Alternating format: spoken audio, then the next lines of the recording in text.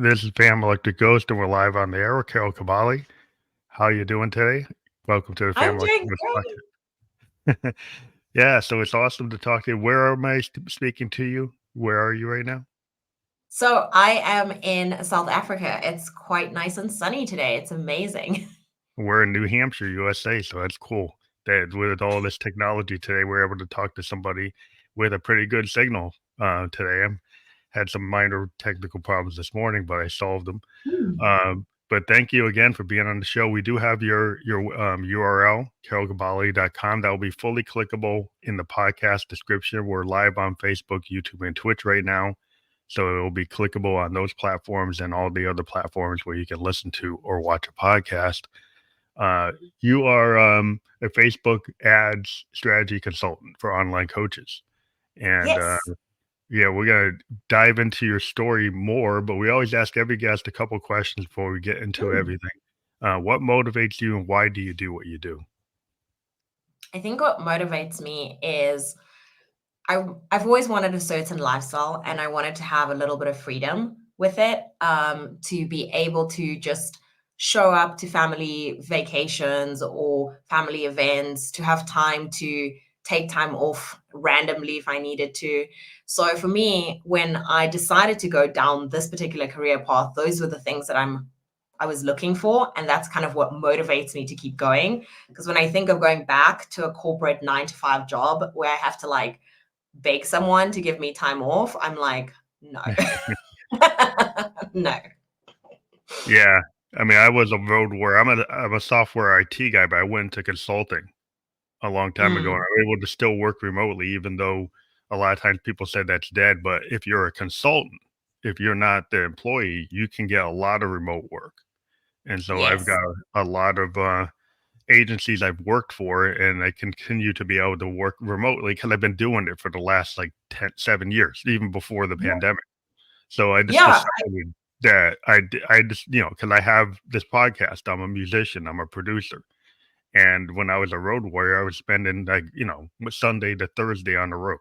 And then I couldn't Yeah. do my podcast. I couldn't write my music. I couldn't go mountain biking. I couldn't do the things I want to do. Mm. And you have to decide, like, are you going to do 150% for your employer and kind of push yourself down? And then Mhm. that's fine and good for them. But like, you have to get something out of it too. And like, if it just being in the Exactly. office 12 hours a day isn't enough to make you happy, then you should find something else. I 110% agree with you. I mean, like, you're just living, we only get a couple of years on this planet, and I don't know what the next location is going to be like. So I'm going to make the most of this one. Yeah, just because this is like the top of the pyramid. The people there, they get to do whatever they want. And so Yeah. you have to kind of have that entrepreneurial spirit. And it's risky, because I know my wife she like, well, like, if you don't have a full-time job, we don't know what's going to happen. It's like, well, we've been continually able to work for the last like 10 years. So it's not, you just have to believe in yourself. I mean, it's a little scary when you start something. It's like being an entrepreneur. Like, it's, you have to show up. I 100 I agree with that so much because I think in the beginning for me, I did everything right, right? Like I went to university, I got a degree, and then I went and I worked in corporate. So my career was like kind of set in stone. Like I just thought that's what I was gonna do. And when I came and I decided, well, I told my husband first, and I said, "Hey, I'm gonna start my own business." He was like, "What?" And then when I told my parents, who had just put me through this very expensive degree, they were like, "What? No, no. Like, we didn't pay all this money for you to Yeah. risk it all on a maybe. No, go back. Ask Mhm. them for your job back." Yeah, it was an interesting time. But you know what? I think being an entrepreneur, you have to be very consistent. You have to be very passionate about your why. And because I believe so much in this and like, this cannot be it. Just sitting at a desk and working for someone and like living past everyone. And when everybody's having fun, you're at work. I was like, this cannot be it. Like, there has to be more. And that's really why I chose this path of entrepreneurship, truly. Well, it's important to have that kind of looking glass and self. You look in the mirror and you say, "Hey, Like, what is it that I want to do? Because a lot of times, like the world kind of puts us into these boxes, like, oh, you're going to be an actor, or you're going to be a lawyer, you're going to be an Mm, engineer, and then you get like, was that really what I wanted when I was a kid? Like the mm, kind of childhood dreams that you have, and then people tell you can't do it, especially when it yeah, comes to the arts. Because like yeah. people always tell you, like, well, you can't be a musician, you're gonna be a starving artist. You can't be a You painter. won't You're make gonna any be, money with that. It's like, how will yeah. you how will you feed How you gonna yourself? How you gonna do that? So if you find a Yeah. way to balance it so that you can Mm, still be happy, that's why I found a way to do that. But in terms of like where you decided to specialize is like Facebook ads, and maybe you can talk about the opportunities for entrepreneurs and people who are creatives like myself. You know, mm, I'm always struggling with like, well, what's the best way to promote the podcast? Like, because I'm on Facebook, I'm on multiple channels. So like yes. maybe you can talk about like how you approach entrepreneurs with your pitch. Okay. So that for me, I try to look at Facebook ads a little bit differently than everybody else. I think I do. It's I come from it from a place of service, right? And what I mean by that is I really try to work with people who have a message to help others or Hmm. who their products or services are go beyond just let's make some money here, right? For Yeah. me, it's really important. And that's why I think I've chosen the vehicle of Facebook ads because they tend to just amplify whatever is put in front of them, right? So if you have a poop emoji as a product or service, or you have something that's not tried and tested, sorry to say, that's all the world is going to see. And it's actually really nice, even when that happens, because you can very quickly see, hey, that's not the right offer, hey, that's not the right pricing, and it's like accelerated your growth, and you can be like, whoa, whoa, whoa, let's go back, let's try and think of something else. But if you have a product and a system that's working, it, like I said, it just amplifies it and it gets more people to you. So my approach is working on basically, if you'd like to think of marketing terms, the top of funnel.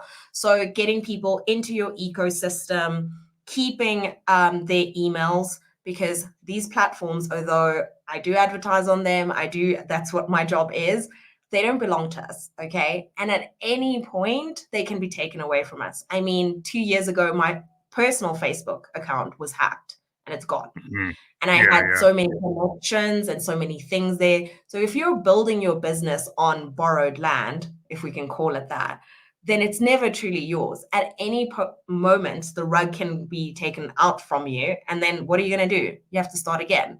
So a good place to start again is, I know none of us want to do this as entrepreneurs. We're like, oh, an email list, really? Like, oh my gosh, stop. I'm going to do it next year. I'm going to do it. But every year you say that, and every year you don't grow the email list. And Mhm. by having an email list, it's people that you can always go back to. And maybe they won't be a client today, maybe they won't be a client tomorrow. But by having you as the top of mind option, the time when they are ready to buy something, they'll very likely go to you. So that's kind of where I focus. And I like to focus also on having campaigns that drive people from the emails, maybe to an event or something, but really focusing on nurturing at the core of it. Yeah, so it's important probably to have your own website, so, you're not living off of that borrowed land, and then the Exactly. email, like, list a lot of people probably think because of, texting and other social media platforms that email is dead, but it's not. It's kinda Mm. like, if you're a salesperson and you're selling insurance, people still cold call.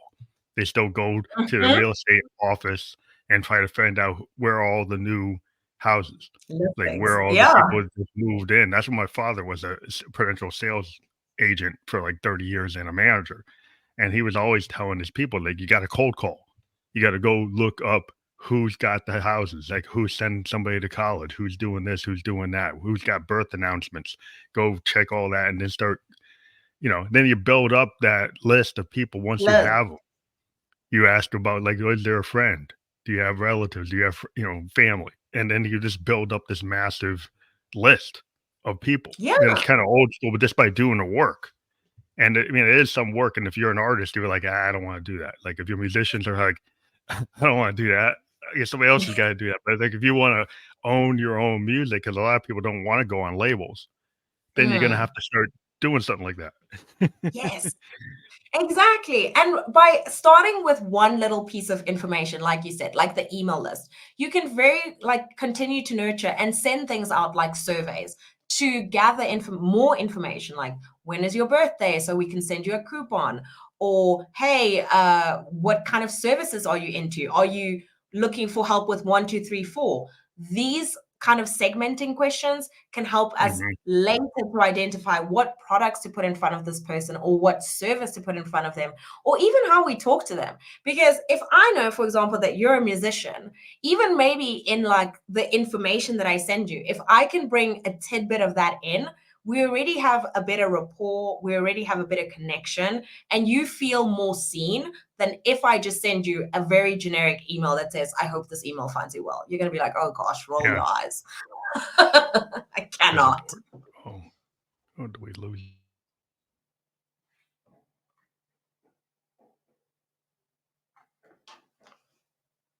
Hi. You back? Oh, there you are. Hi. So I lost her for a second. Oh You no. know, Oh no. I can still see you. My bad. that's okay. And- But, yeah, I think it's real important, to understand, like, the how to go about finding that list of yeah. people and what questions to ask. It's kinda like I was a sociology major, and we had to do, surveys. We had to run Mm, polls, and we had to ask, like, leading questions. Well, we were told, like, "Don't do a leading question unless you know you want a certain answer," right? But then once you exactly. learn how to create a poll that could actually we were taught, like, you can create a poll to get the answer you want. You could do, Yes. like, leading questions that you could actually kinda, it actually influences the poll. Maybe Like you don't want you shouldn't do that, influence but that. if you're, like, marketing, like, maybe you do wanna do that because 'cause you're trying to get to something. So you could take that same for Exactly. political science that you wouldn't do it, but for marketing, you might do it. You Yeah, know? sometimes you need to like steer people, like people are curious about something, or they've just scratched the surface of, hey, I may have that problem. So, what you're doing is, again, I like to say, come from a place of service and say, okay, you think this is your problem. Could it fall under one of these two categories? Like, which one is the most important? Is it Mhm. making sales? Is it growing your list? And by that way, you're like, actually, what's most important to me right now is getting more sales. Then the information you drip down to them is like all sales related. Of course, that person is more likely to take action and sign up for your product, or do the next step, because they feel seen, they feel identified, and they're like, oh my gosh, this person can actually help me. So but that all starts with a really good ad, of course, and finding the right person to begin with and then nurturing them as time goes on. So when you deal with the ad in terms of, like, the artwork or the photos, or how do you help people with, like, the branding? Like, they get their logo. I mean, those are all things that could be going to separate types of, services, or do you find a way to envelop, like, all the aspects of what an ad is? My daughter's a graphic artist, and she gets Oh. brought in to do logos. She does like, she's been working with, like, compa these companies that do seed packages. And she Mm. draws the flowers or the plants on the seed packages, or she'll draw, like, create the logo for 'em. But that's just Sure. one part of it. She's not involved in the SEO. She's not involved in any of that. She's Oh, just the artist drawing the image that's gonna be used for the ad.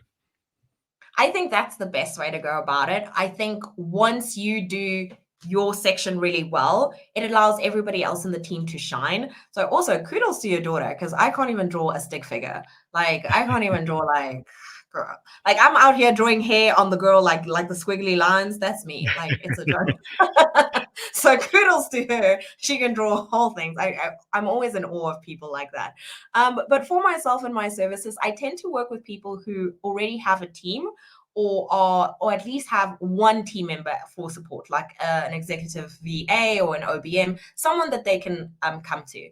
From my part in the ads, so what I help them with is I will give assistance on what the ad could look like in terms of video and scripting of it, as well Mhm. as the design of the ad. We do a lot of market research and we see what are your competitors doing. Again, Mhm. not to copy, but to understand what is the general feel in your niche. What are people Mhm. seeing? Because again, we don't know if those ads that we're looking for at the competitors, if they are converting well, what does the rest of the funnel look like? We only know the front of it. But Oh, we with that, what we can say is we can say, hey, everybody in your niche is usually has someone speaking and they're talking and they're outside, or usually in your niche, what works really well is offering a free call, or usually in your niche, what works is this. So we try and see that, and we get that through doing a very in-depth competitor analysis and understanding what the market is doing. And then using your tried and tested offer, right? I like to make sure that everybody who I work with has actually done some organic work. Because here's the thing, I don't want to test with your money. I'm not here to like just rip you off and be like, hey, give me all your money. Let's run some ads. Maybe they work, maybe they didn't. No, it's yeah. in my best interest to make sure that when you run ads, you get the best result You get possible. conversion. That yeah, just don't get views that people actually go through, and that takes like research, like you're saying. So within Yes. like the ecosystem of Facebook, are you able to get like Google has data analytics and people can pull it? So is it the same Mhm. kind of thing for Facebook? Are you just using Google, or you what kind of data are you getting to do that research? So you can pull certain data from Meta. You can, for example, see what other people's ads are running. So if you know your competitors and you can go to their sites, you can press transparency. Anyone can actually do this. You don't need to be a marketing person or like a Pull it. specialist to do this. Yeah, anybody can go into someone's page transparency and see, are they running ads? Where are they? What areas or regions are they running them in? What offers are they putting in front of people? That information is very important. And then doing, like you say, some more kind of in-depth information, like going and doing a Google search and having a look at people's websites and identifying what offers are they putting out there. What do their pages look like? So a little bit of more work is required Doing like in that actually sense. doing like road work. You're actually going out there and actually in on the net doing certain like research activities that Yes, you have to actually do it. You have to go and knock on the doors. Like if somebody exactly. is doing surveys like the old school, they actually go to people's houses and knock on the door and actually make them fill out paper. Now do calls or do internet or text to do the same thing. But yeah, Yes. you gotta do that, real work. Yes. So that's what I do. And after that, we present it to the client. Then from there, what we do is we build the audiences. So I would build the audiences based around the offer. Now, this is sometimes where people get very scared because a lot of people say, well, my offer, like, it applies to everyone. Everyone can buy this thing. And I'm like, oh gosh, I try Probably very not. hard not to do what I just did, like to roll my eyes and be like, cannot. I hold it in and I go, okay, that's wonderful that it applies to everyone. But how about we focus on one person to start with, like version one, and then we can do version 1.1, version Yeah, 1.2, your version ideal 1.3. customers, right? You got to figure out like, okay, you got to have multiple types of ideal customers, but then you could Yes. like, what percentage of them, the ideal customer, like, hey, this group of people is the real base. Like you might have this whole ecosystem of customers, and it's on the pie chart, and some of them like down to 5%, some of like 80%, 20. This piece that's slicing the pie is like, okay, well, this is your whole group of ideal customers, but like 80% of them are in this area. So you Yep. probably want to focus on the 80% unless you get some weird number where the 20% actually will buy the most and actually make you more money. So then you say, Exactly. "Well, if I pitch to them, I don't have to do as yeah, I don't have to get to 80. I can get to 20 and they're actually willing to spend more money." Because that's when you start getting I'm a data analytics guy, so we look at Ooh. stuff like that. There's sometimes the people go, "Oh, go for the 80%." It's like, well, no. Hmm. This group, if you get them, you're actually You're gonna fine. hit your number. You're gonna hit your numbers faster. You're gonna work less, and you're gonna rely less on like other ways of making, your targets. So I love the way you've put it. Like that's exactly what we work with. We start with audiences, really broad audiences first. So if a client doesn't really have an idea, right? They're like, well, I tend to work with moms. let's make up a group, tend to work with moms. And I'm like, okay, well, do they have younger children, older children? Do they shop at Lululemon, or are they like spending money on Gucci? Like, what kind of moms are we talking about here? Mhm. And with that, you can start to segment and you can narrow down your audience, which is really important. And then after that, what we do is we test, right? So we will have, like I said, version 1 of the audience, and then we'll have version 2 of the audience that we can do an A/B test for to see which one is responding better to the offer that we put in front of them. So after that, we've created the audiences, the next step would be to actually build our campaign, right? So, depending on what the objective would be, let's pretend this one is for online coaches. Usually, online coaches tend to want to have like a lead magnet, which is like, I'll give you something and you give me something in return. Here's an ebook in return Or for free your ebook, yeah, and email. then Yeah. yeah, Here email, and then is a meditation. Give me your email. Here is a training. Give me your email. So, what is something valuable that your niche would want? And here's the thing, it's not only for coaches, anybody can do this actually. yeah, What is something that people need from you? If you were like an e-commerce store, it would probably be like a discount code. Hey, here's this discount code, go and check out. If you have a talent and you want people to hire you for a service, hey, here is you can try this lesson for free, or hey, take this quiz to figure out if you're ready to do this thing. So there's different ways that you can package what it is that you're going to give in exchange for that email mhm, address.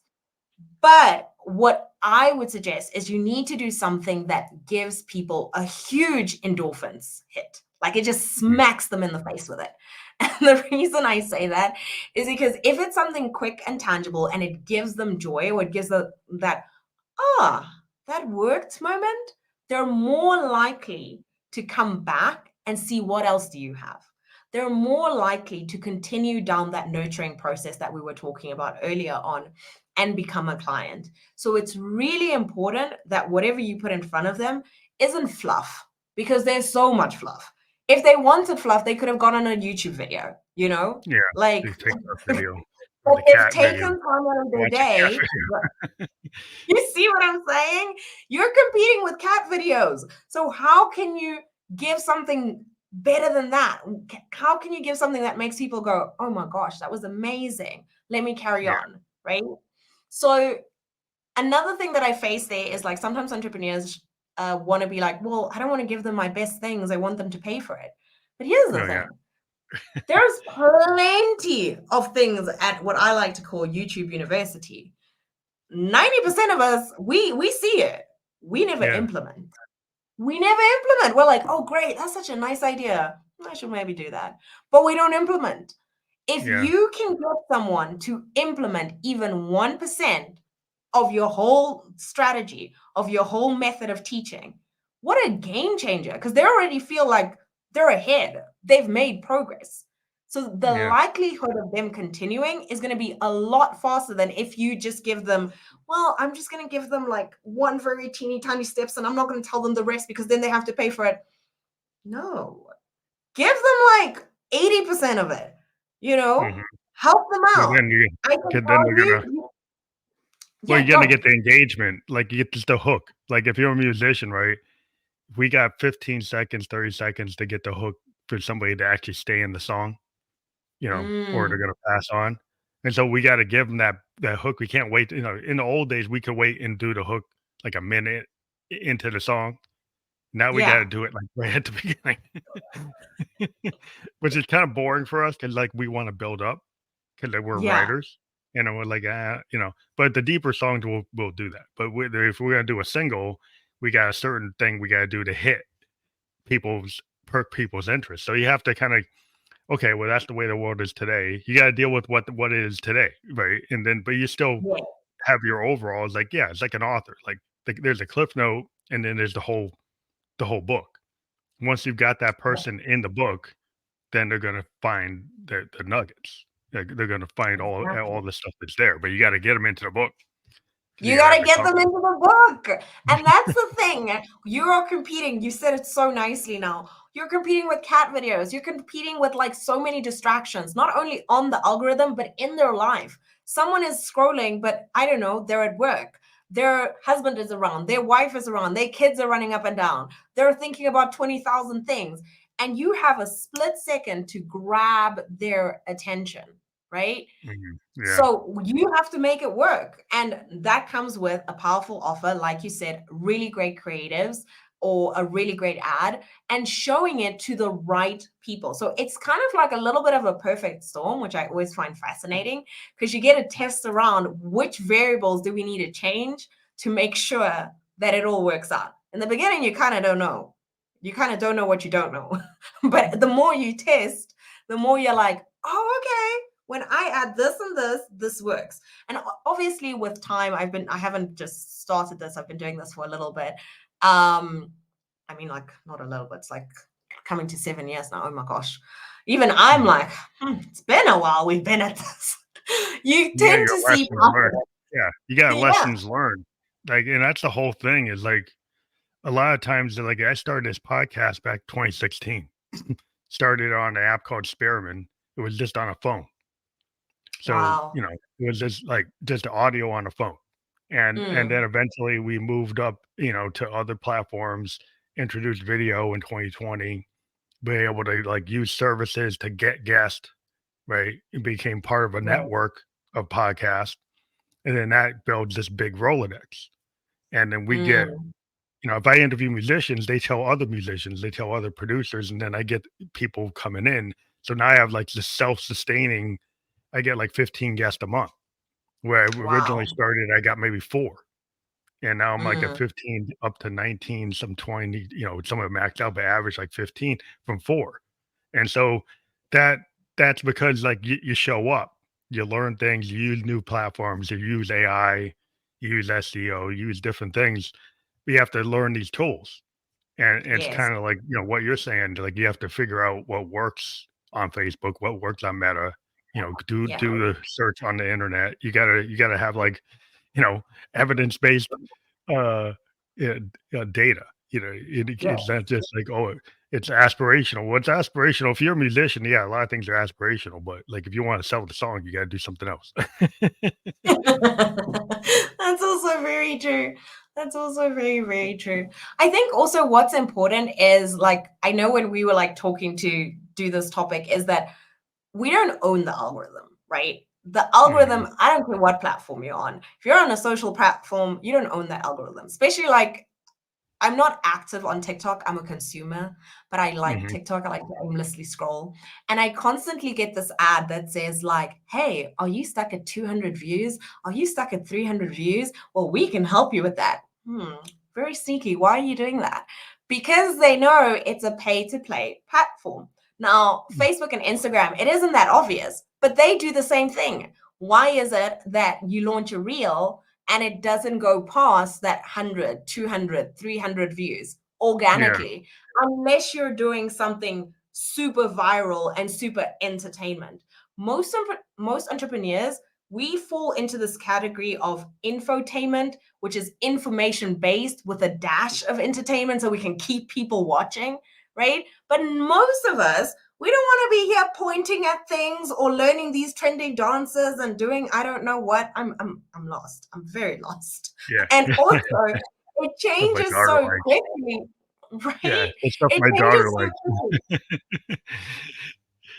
Yeah, that's the Mm, problem. Like I have a TikTok thing, and maybe sometimes I get like 600 views on my yes, reels, that I put that push the show, and I yes. was able to figure some things out because I started using some AI. I started using some research like to knock it from like 100, and now I'm getting 600, 700. So I was like, oh, I did better there. So I learned something, Mm, and so, but then I have some outliers that will hit like 2,000.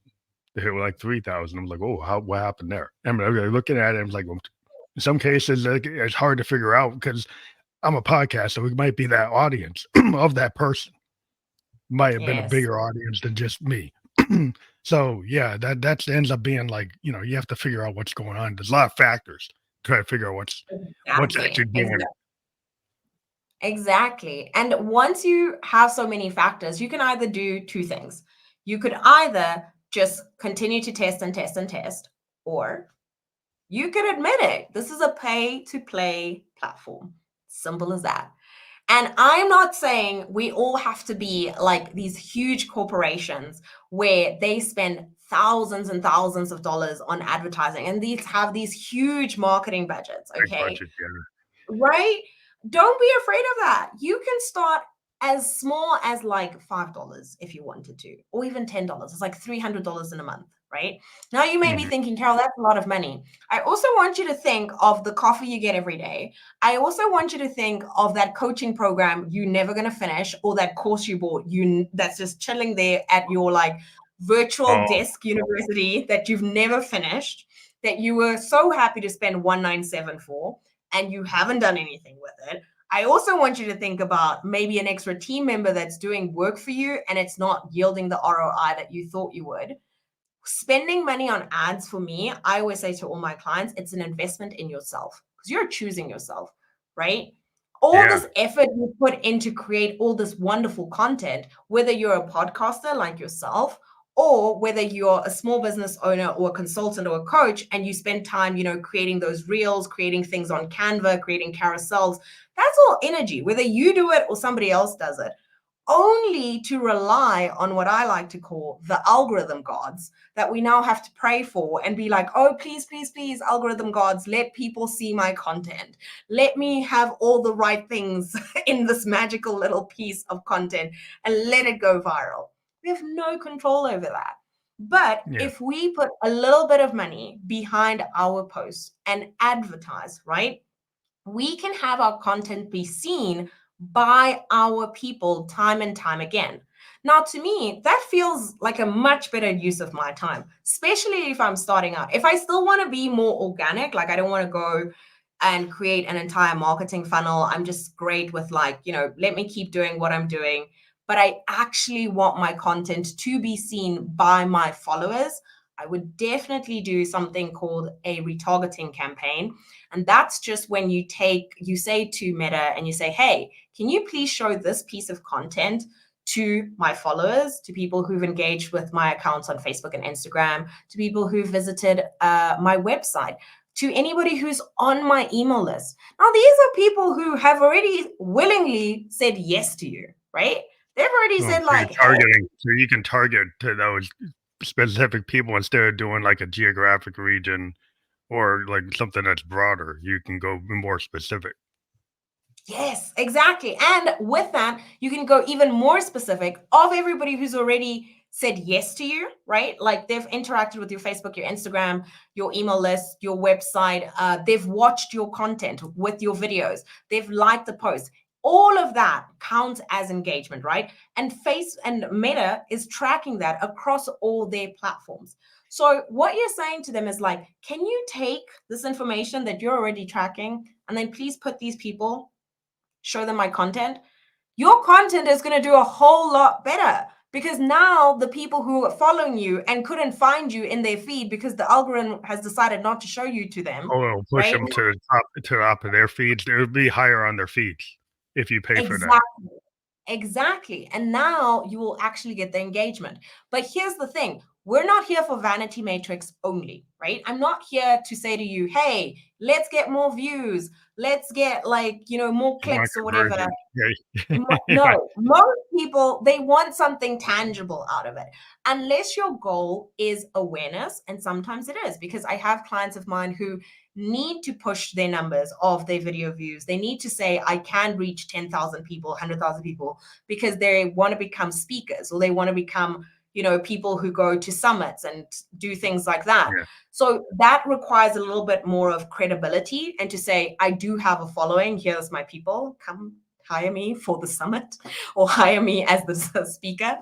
And that kind of, then the vanity matrix kind of make a little bit more sense because people are like, okay, people are watching your stuff. We could see how we could have you there.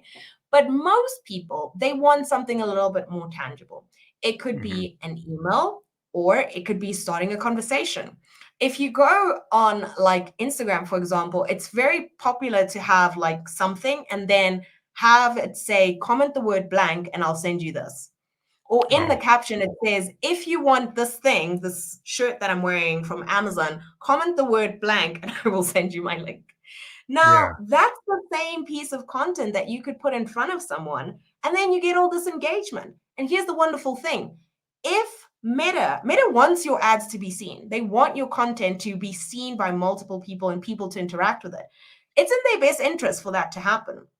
So it means people are not leaving their platform. People are staying here, they're staying longer, they're seeing more ads, their revenue is going up, right? So if you create something great like that, that people are sharing, they're commenting, they're engaging with it, of course, it's going to push you a little bit more and your cost per result will come down. So, for example, let's use baby numbers because sometimes I get scared because I get this question all the time too, like, how much should I be spending on ads? Let's use baby numbers. If you have $10 a day, right? And your goal is to get one email. If you get 10 emails because your ad is doing really well, you're going to spend $1. But if you get 2 emails in a day, then you spend five. Then you got to think, was it worth it? Was this investment worth it for me? Should I continue? Do I need to up my budget or not?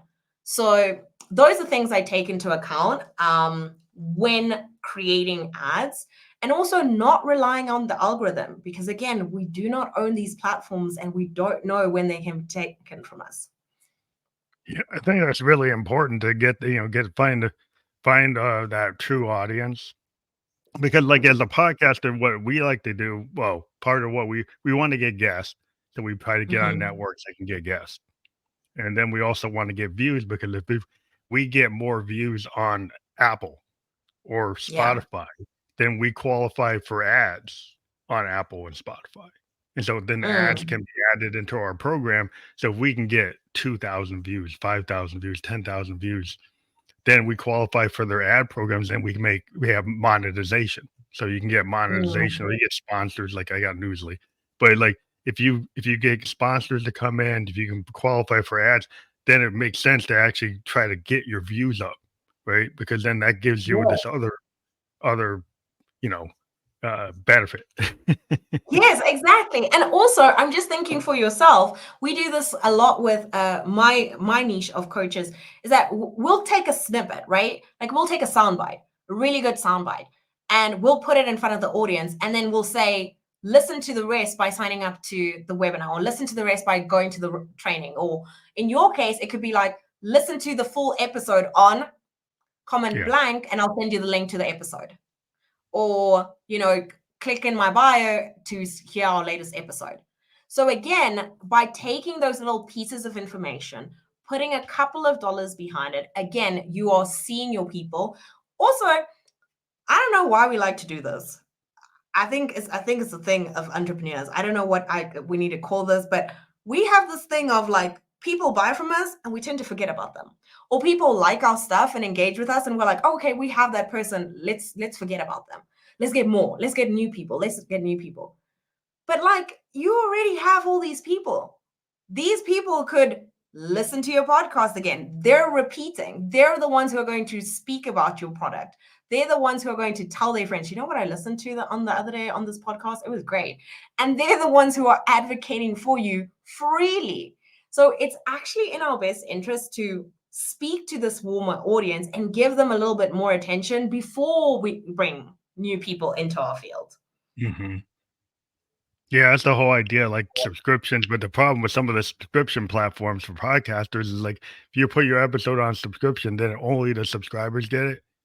So if you don't have Mm, a big enough base, then you yeah. can't really use it. Yeah, like you gotta build up a good base to have exclusive episodes only for subscribers. Otherwise, you don't get a wide enough spread unless Why? you're like a Joe Rogan or something. Like, yeah, okay, you can get enough people.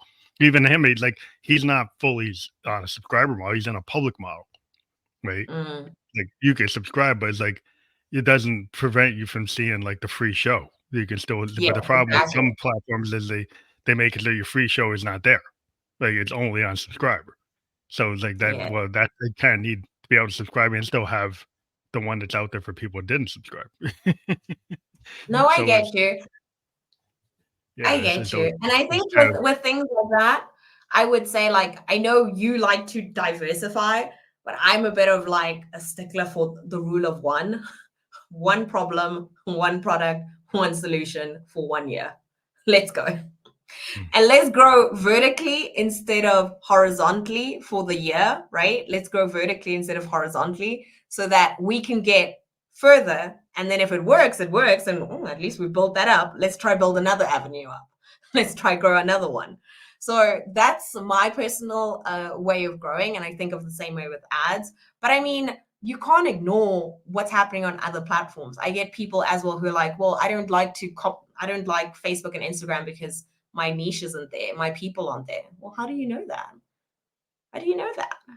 Your Yeah. people might be there. It's like so sometimes, yeah, I mean, it's like there are some situations like if I have like a landing page and I've got like 12 places you can listen to the podcast, but Spotify actually gives me a better deal if more people go there. It might be a Yes, good idea to just limit or do the advertising for Spotify to direct people there. Even though I have the exactly. landing page, I do the advertising just so that it brings people into Apple or Spotify because they give me Yes, more bang for the buck. So yes. that might be like the approach where you're saying like, okay, well, you could offer this, but like when you run your ad, direct people over here because this is where you're Ex- going to get the best bang for the buck, right? yes, exactly. I love that you see it that way too. Yeah, it's all about being really smart with what we have. And it can feel very overwhelming. I get it. Okay. A lot of people, they hear ads and they're like, oh my gosh, I've tried it before. It's very scary. I don't know what to do. Start slow. Go Yeah. slowly. Step one, do you have an offer? Do you have something that people can buy? Step two, who are we going to show it to? Step three, where are they going to go? And then you can like go and set this up step by step and literally use your time wiser than not just, throwing spaghetti at the wall and hoping it sticks because who wants that? A lot of times, like if you're a coach, like what you want people to do is have a ticket to your webinar, have a ticket to your like retreat or your master Hmm. class. You want people to jump on the master class or like buy the book, show up at the symposium. Those are the specific things you're trying to get people to do because those are the services or products you're offering, right? So that's where you want people to engage. Exactly. So that's really where I start at the top, and then depending on what my client style is, some people they like to do events, weekly events, or monthly events. After we have the lead, we push them to the next event, the nurture event. So are they going to have a masterclass? Are they going to have a webinar? Are they going to have a workshop? Do they do quick connection calls to see if they're a good fit? So the next step will depend on the style of the person. And I personally, I like to say I leave that with you because they know their clients best. Like, you're Mm. a podcaster. If I started saying to you, like, hey, I'm going to need you to write blogs for me every day, you'd probably be like, Carol, I hate you. No, can't I just do the podcast? I just do bugs. Can't I? I don't do the blogs. Well, I have automatic AI blogs, but come off my thing. But I use like what I can do. But yeah, it's like you got to look at like all the tools out there. I was going to ask a question about like AI because like everybody's always saying AI is taking like as a musician, people's like, well, AI is going to write the whole song. I'm like, it can write the song, but I don't like the result. I don't think most people like the result. Mm, Right? Just because it can do it, like he can write a novel, it can write your yes, book but yes. then it's like, is that really like it did it, but is that actually something you really wanna look at, right? Hmm. Isn't it that when somebody puts their own spin on it that has that human touch, I don't care that the AI can do it. It's Yes. about, like, that human, uh, uh, you know, special sauce that Element. everybody has. Like your lessons learned, your 7 years, your 8 years of experience, the 10,000 hours of an athlete, the 10,000 hours a musician puts into playing a bass guitar. There's something Hmm. about the microtonal, those things, the happy accents, the computer can't do that, right? Exactly. So that's where people make the mistake is all it can do is like, well, go check it out. There's a lot of people who've taken AI, put it into their products, and it's actually not had a good result because they just kind Correct. of threw it in because it's the hip thing to do. You gotta look at it and say, where is it right to do this? Right? Where Yeah. does it make the most sense to do it like your ads? Exactly. For me, I think I like to think of AI as a tool. And I still think that I am the hand that guides the tool, right? So even in ads, for example, because Meta has all this information, there are elements within the ads that can be um, kind of pushed or made better by the algorithm, right? They don't call it AI yet. They keep referring to it as an algorithm. Now, Okay. the algorithm knows, like, if you already have, you're looking for moms, but it knows the dads could also benefit from this information. In your audience creation process, for example, you can expand on it and it will find dads and it will like show them the offer. And that's like through machine learning. Like it's learned this behavior and now it can go and Mhm. look for the right audiences. It can also do things like it knows that maybe certain people prefer to have ads delivered on mobile instead of desktop. So it will, for certain audiences, adapt and show that specific group more of your ads on a phone than on a computer. Now, that's again through machine learning. It's learned that through all the advertising information that we as advertisers have fed it. I would not trust the algorithm to just run a complete campaign because it's not accounting for everything. Here's the thing, like, it may think an ad has failed because, oh, we only got an email, or oh, we only got video views. There's no money element attached to it directly from that video, right? It cannot correlate a sale. But I, in the background, I'm looking at the whole picture. And holistically, I can say, well, from the whole time that we've been running ads, you have had, 15 opportunities that have been very strong quality leads that you've had conversations with, and 3 have converted into clients. It cannot do that. It will be Yeah. like, we need to turn that ad off. And I'm like, no, we need to leave that ad on Yeah. because that ad is converting. Yeah, that's like, the whole idea, like, you could have a cat video that gets 1,000,000 views, or you could, like I had a podcast episode, maybe got only 100 views, but then a Grammy award-winning producer saw it, and then I got to actually have them on the podcast twice. So, Wow. that shows you, like, well, just because the number wasn't big, didn't Mm-hmm. actually correlate to that being a failure. Sometimes it's like who you it's like the law of attraction, you put something out there.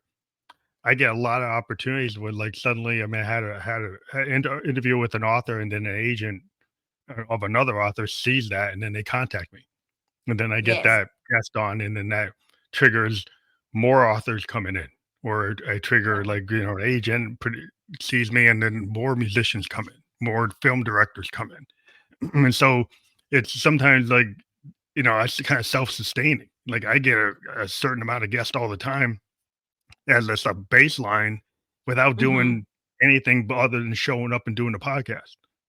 Correct. And if you do, ads on top of that, then you'll get more. But there's certain things Cool. I've been able to generate just because of what I'm doing, and then taking advantage Exactly. of that. But like if you push it, like I have some goals. Is like I need more Spotify or you know viewers and listeners. So then I might Mm-hmm. want to do an ad that targets that to get that because there's a goal I want to get actual advertising on that platform for my podcast. I Okay. want to be able to do that. So they, yeah, it's like that's something I probably need to actually actively engage somebody to get that done. Honestly, just off the top of my head, because I'm a bit of a generator, I'm a little bit woo sometimes, okay? And the human design in me, apparently I'm a generator, so I just spitball ideas. And as you were saying that, what came to me was like, I really think you could have like sound bites, which I know you already do, and then asking people to, if they want to hear the whole thing, either they can comment the word and you'll send it to them. And that way I kind of also think is better because you can segment. I'm just thinking about yourself. Like you could, the next follow up question with that, you can also automate. It doesn't have to be yourself. You can use like a platform like mini chats or something. And there you can say, like, okay, great. What is your preferred platform? And they can say, and you could always Mm, have, for example, Spotify as the first one. mhm. And it could be the biggest one. Or you can give them like two options of where you want to send them, right? Spotify or here. And then another one could be like other so that it's not Mm. even in their head. And Oh, so then you they integrate click. that with like a chat? There's like an automated chat system that you can tie to your Facebook and then when people or your Instagram, right? So you're saying like, Yes. oh, if you want to do this, like type in ghost, and Yes. and then when you type in ghost, you can link that to some tool that's actually gonna be like a chat bot or something that's gonna Correct. have these pre-canned things. Oh, that's Yes. interesting. So that's something you could really set up with ads, and the objective would be a messenger ad to start a messenger conversation. And again, like you said, you can use any tool that you'd prefer, but they would comment the word, or they could also, if it was a messenger ad, they could be like, send you a message, and the message is already pre-filled, and that already triggers the platform, the tool that is gonna do the little bot conversation with them and say, hey, I noticed you wanted the full episode of this podcast, what would be the best way to send it to them? And then the next message would be like Spotify, other place, or blank, or hey, my platform's not listed here. So Oh, wow. only if they are, they don't like one of the two platforms you've given them, maybe it's like YouTube and Spotify, then the third one can be like, okay, other, then it goes to other things like Apple Music, it goes like Yeah, to yeah, all the other ones. iHeartRadio, all the ones that are Exactly. out there. That's cool. Yeah. That Yeah, that well, and that, then you can podcasters, we were always looking for something like that, so that's like gold. yeah, and then you could follow that up with like, hey, once they've selected their platform, you don't immediately send them the link. You could actually say to them like, hey, if you drop me your email, I will make sure to send you an email with this link so that you can visit it at any time. Would you like Mhm. that? And then like, please give me, and then now you have an email. So now you know two things about them. You know, one, they're interested in your topic. They're interested in you because they took action. Two, we know that what platform they prefer. So whenever you come out with an episode, you can tailor it and say, like, hey, Carol, this episode's now dropped on this platform. Go listen to it right now. Now it's more specific to me. And three, you have Yeah, an email. So you're constantly in contact with them. yeah, 'cause I And do that's just email from one campaigns app. off of my blogger page on my website, right? So every time I do an episode of the podcast, it gets a blogger page on my website, and then there's Mhm. automatic email campaigns to tell people about that episode, so I can keep on adding to that email list. But yeah, there's automation there, and so Yes. so you build these automations into your website or whatever. Like if you have a blogger page, like I haven't had a blogger page for like 5 years. So every episode I've ever done has a blog page that goes with it on my website that then triggers Mhm. like email campaigns. But David. that's it's kind of like over time you figure things out. But, like, I was like, "Oh, should I be switching this to, like, a text? Because everything's like text today, everybody's" but it sounds like email is still engaging from what you're saying Email that is very much alive. I still think email is very much alive. You could do text. I mean, if you wanted to, Meta Ads does have WhatsApp features, so like you could do that form of text.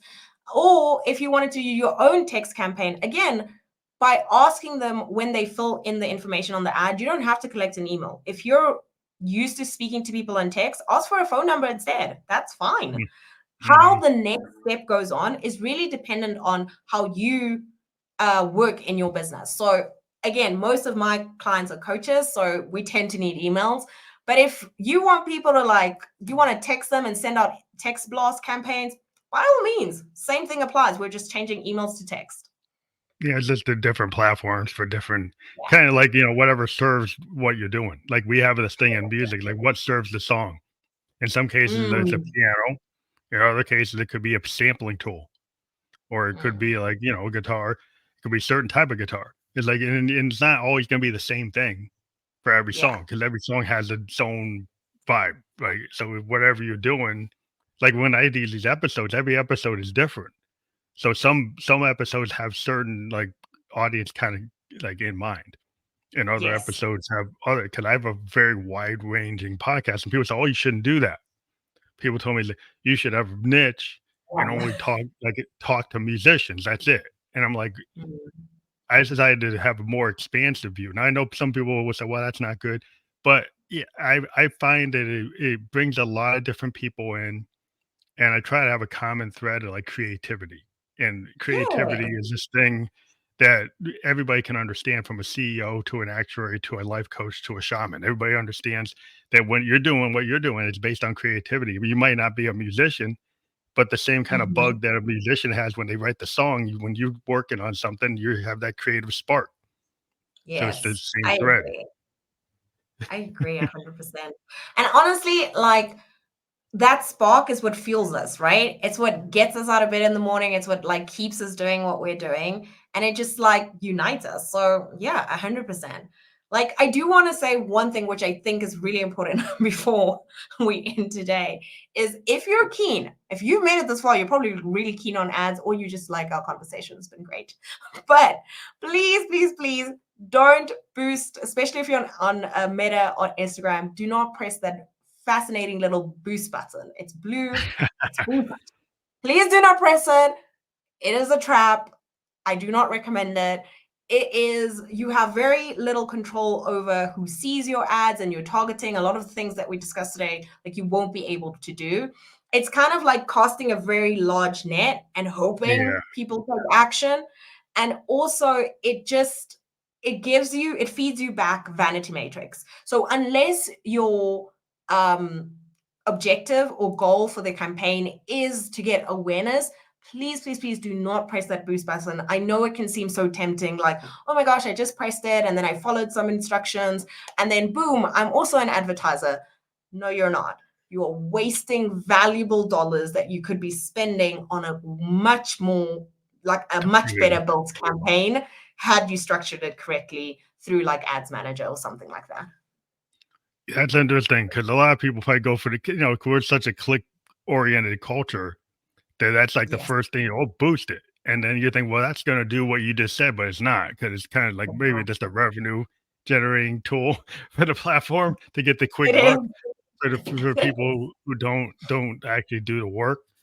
And yeah, everybody's looking for the quick fix. They get for the diet. I want 10-step diet. I'm gonna lose 50 pounds, Yeah, and then I'm done. exactly. Like, Well, let me usually, just well, drink some tea. it's not gonna work. You gotta have something more sustainable, something that's more well thought out. And what you've been talking about the whole episode is like really targeting the people that you've already got, right? Yes. Keep the Yes. retention rate. Like it's the idea of retention. Like insurance Yeah. companies, we do this all the time. We got, I work with insurance companies and banks, and they've got their Mm. core clients, and they want to upsell to the core client base. It's like, yeah, we would bring new people in, but if they can keep on upselling and maintaining retention ratios, like that's what their Oh, actuaries are looking at all the time. It's like the thank retention you. ratio, what's that? Yeah, these are people who've already said yes to you. Why are we trying to get new people? These people are Yeah. great. Let's not ignore them. Well, it's real important because it's all about stats, but understanding your stats. And this is like Yes, the whole exactly. thing in IT today. I'm a business analyst, but everything is Mm. going into data analytics. Now, business analyst, I've been a business analyst for 30 years, and data Yeah. analytics was part of being a business analyst. But now it's been like separated out of the business Yeah. analysis framework. And I understand, but like my job is I actually build the system that Hmm. the data analyst goes and uses. And so Okay. but I use data analytics to initially figure out how I should build a system. What is the business problem? You Problem. can't just have Exactly. data analytics without business analysts because you have to build systems, you have to build processes. Data analytics are for once you have the process and you start reading the data and figure out what it is. And Hmm. sometimes some of the executives today is like, oh, we just need data. Like, don't you still need to build some new things? You still need to build stuff. Yeah, exactly. It's like an architect. You Exactly. can't just, the maintenance guy cleaning the skyscraper. Like you have to build the skyscraper. Exactly my point. They'll always be, you will need to build it so that you can Yeah, actually going use on. it. So makes total Yeah. sense. But thank you for being on the show. Now, people click on your web link for carolkabaale.com. Like what happens if they click on the link? What's the first thing they see? Oh, so when they click on it, I would suggest they scroll. It's the third tab on the left. We have a Facebook ads quiz. It's only 2 minute long. And if you felt inclined through this whole conversation to be like, am I ready for ads? This 2 minute quiz will tell you your ads readiness score, and it will tell you, should you be running ads now? And if not, what can you do to get ready to run ads in the future? Oh, that's awesome. That's cool. Yeah, people should Yeah. check that out. I'll check it out myself to see how I score. Yes, I'd be keen. I'd be keen to see those results. That sounds like a plan. But thank you for being on the show. I appreciate you being a guest on the Family Like This Coach podcast. And we are just live on Facebook, YouTube, and Twitch. and we'll be on all the other platforms where you can listen to or view a podcast by later today. Again, thank you for being on the show. We always ask guests if they want to come back and push like a new program or a book or anything. We have people come back and follow up with us, whenever they're ready. But thank you for being on the show. Thank you. I'd love to be on the show again. Thank you. This was really warm and inviting. Thank you. Well, have a good day. Good night. I always forget what time zone where you're in. But thank you. Still the day. Okay. Bye.